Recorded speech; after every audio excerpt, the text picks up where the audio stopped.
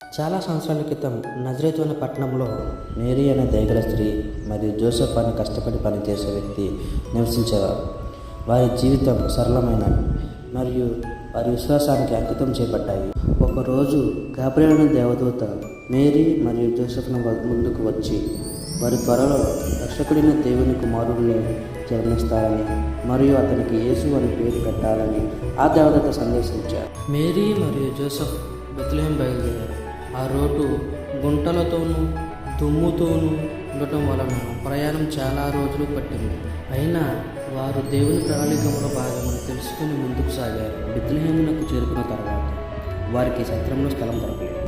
నిరాశ మరియు అలసటతో వారు జంతువులు విశ్రాంతి తీసుకున్న ఒక పశువుల పాకలో ఆశ్రయం పొందారు. ఆ రాత్రి నక్షత్రాల కింద యేసు జన్మించారు. యేసుని ఒక తొట్టిలో ఎండుగడ్డ పరిచి ఉంచారు. నగర వెలుపలి గొర్రెల కాపరులు తమ గొర్రెలు మేపుతూ ఉండగా ఒక దేవదూత కనిపించి వారితో తమ రక్షకుని పుట్టుక గురించి చెప్పింది.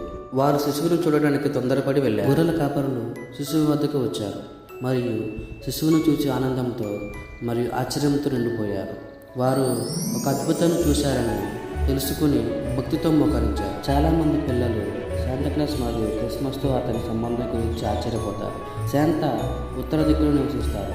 శాంత తన కుటుంబంతో కలిసి పిల్లలకు బహుమతులు సిద్ధం చేస్తారు. క్రిస్మస్ ఈవినింగ్ శాంతాక్లాస్ ప్రతి చోట పిల్లలకు బహుమతులను చేస్తారు. శాంత ఆనందం మరియు దయను పంచి మనకు మంచి స్ఫూర్తిని అందిస్తారు. క్రిస్మస్ అనేది ప్రేమను ఇవ్వడం మరియు చిరునవ్వును పంచే సమయం. ఇది యేసు మరియు శాంత మనకు నేర్పించారు. మన వ్యూవర్స్ అందరికీ క్రిస్మస్ శుభాకాంక్షలు and merry Christmas. Thank you for watching this video.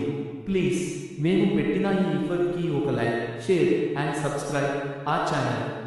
వెళ్ళేటప్పుడు గంటని కొట్టండి. Thank you.